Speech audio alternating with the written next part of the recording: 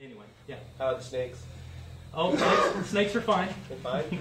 And what's the reason why you play drums and you have snakes in the back? Does that give you some inspiration or anything? Or you just like looking at your snakes like playing drums? Well, I breed snakes. I don't breed them. You don't breed them? I let the snakes breed each other.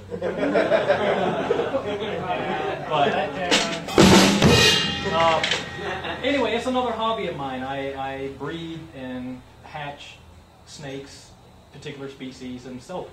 Do you have any interesting ones? Well, they're all interesting to me. I have about 140 at home, so. Well, they're in my warehouse. But that's kind of another, like side thing for me, together with drums. It's kind of, anybody get the last month's drum magazine issue at all? It's a cover issue with me, and we talk about, the music industry and trying to make ends meet nowadays, and the snakes, were well over half my income every year. Really? So that's why I do that. It's fairly, it's fun, it's lucrative, it's a once-a-year thing for the most part. It's seasonal, so that's how I got into that. So that's why you see my rides, some of my pedals and sticks, everything had snakes on them. So, yeah. Just out of curiosity, in the article you mentioned that in the past you worked at a music show. Right, 19 years retail. Was that at Thoroughbred in Florida? No, I never worked at Thoroughbred. Mostly at home in South Carolina. I was in a couple of shops. And then I worked at Resurrection Drums for many years in Florida since I've been down there. It's something I really love, selling gear. You guys, how many guys are shopping for gear? Anybody need a new drum kit? Yeah. Or cymbal or whatever? I know where. Well, that's the thing about us drummers. We have the most expensive hobby out there. Guitar, yeah, there's some expensive guitars, but you do it once and you're kind of there.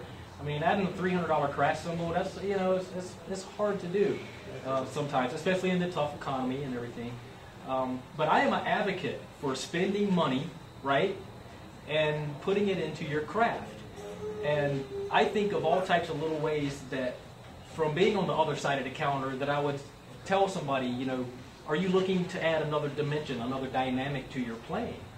And most everybody's going to say, yeah, I want to add some type of dynamic to my playing, but they don't know how to go about doing it. Something as simple as adding a hi-hat stand that you can get for probably $100 or a little over, some type of, whatever, and a couple of splash cymbals, right? You got this. Now, I know that intimidates people because Marco's got books out and Virgil's got books out of how to play, like, random cues against slam taps while riding a unicycle. You know what I mean? And that stuff can get really discouraging. So what I started doing was I just said to myself, okay, well, what if I just split the board?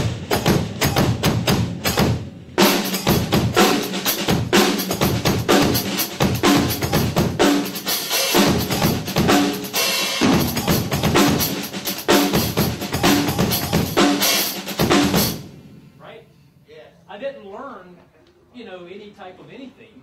I'm not training myself to play paradiddles, gets double paradiddles, and do all this crazy stuff. I'm just simply adding a sound source that added an entirely different new dimension. So now when you guys go out and play Brick House for the 500,000th time, every drummer in the room's going, wow, look at that cat. He's got two hi-hats going. That's different, but it's not overplaying. He's playing Brick House. You know what I mean? It's a cool way to add a texture to your playing that's not there, just by spending a little bit of money. And that for us in a tough economy, yeah, spending the money doesn't sound good, but when you're not going out to eat as much, when you're not going to the movies as much, when you can sit down at your craft and achieve that kind of feeling for just the minimal amount of effort that it takes to get it, man, that's a great feeling. I think a lot of us really should be thinking along that path instead of being discouraged by what we see and what we can't do, but being inspired by what we can do by coming to West LA Music, spending a little bit of cash, you know what I mean, and going home with something that you can utilize and turn into something, possibly more creatively. And maybe it will end up down the road that you're playing, random cues against flam taps and stuff. But you don't have to think about that from the get-go in order to do something like this. You know what I mean? Same thing with like anything on the left foot. Most of us are counting on hi-hat anyway. Just move it.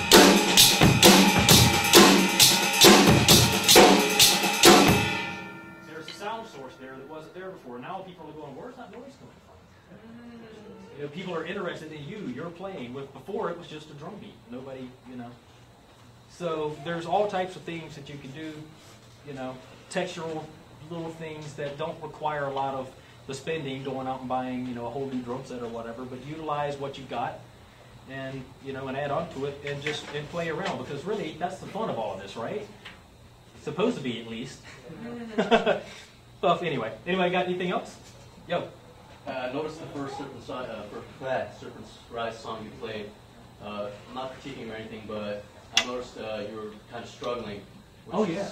Yeah, of course, you got to warm up, but I was just wondering if you have any warm-up techniques, just like beforehand for shows or anything. Stretch. Stretch? That's it.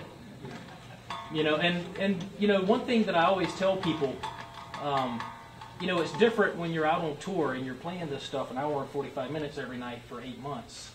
You get conditioned. It's like the same thing as lifting weights. Like you don't get up to a certain level in weightlifting and then take 4 years off of it and come back and you're able to lift the same amount of weight. You might be able to pick it up for just a minute, but actually being able to sustain that stuff. And that's where it's important for conditioning, because you have to sit down and you have to do this stuff every day. You know, I don't play metal in a live. I haven't played this type of metal music with a live band in 4 years. You know what I mean? So the fact that I'm able to come up here and do that, really, you know, ask a lot of guys to take off 4 years to come up here and play tempos like that. I mean, it's tough. You know, it's not a lot out of you. Yeah, well, it's not even that it takes a lot out of you. It's just there are certain things that come into play, and people, you know, a lot of people don't take in consideration, you know, like what playing on a different kit every day does. You know what I mean? Or, you know, being on a riser that feels hollow, or being on something that feels, you know, sturdy. There's so many different variables that go into being able to doing something physical.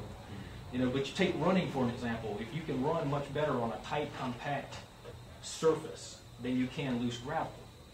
So if you had to set up your drums on loose gravel and try to play, you know, and these are elements that a lot of people don't think about when you go on tour. There's not a level stage anywhere in the world. I don't care what anybody says. You know what I mean? So these are types of things that you have to kind of, you know, condition your brain for, that you know that type of stuff is going to happen, you know. And it's always fun for me, because you know, you'll come out, what normally I end up doing is I blow out.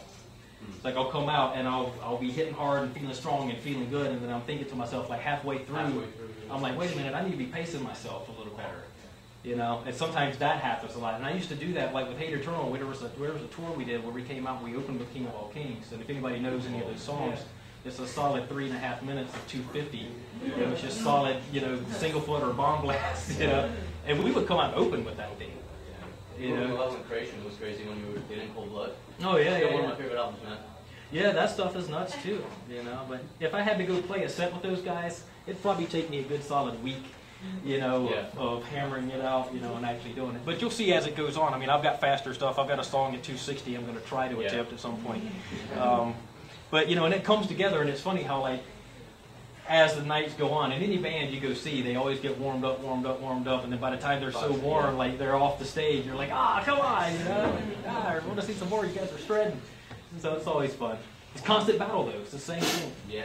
And I think as we get older, too, I mean, I don't know how many drummers have told me, like professional drummers have told me, oh, man, I struggle with speed so bad, the maintenance of it as I get older, you know, it's just really tough. And you don't think about it when you're a kid. You're 23, you're eating Taco Bell on tour all the time and drinking a 12-pack of Heineken every night. You know, you don't think about it. But as you get older, you know, it starts hurting, which is why this comes into play.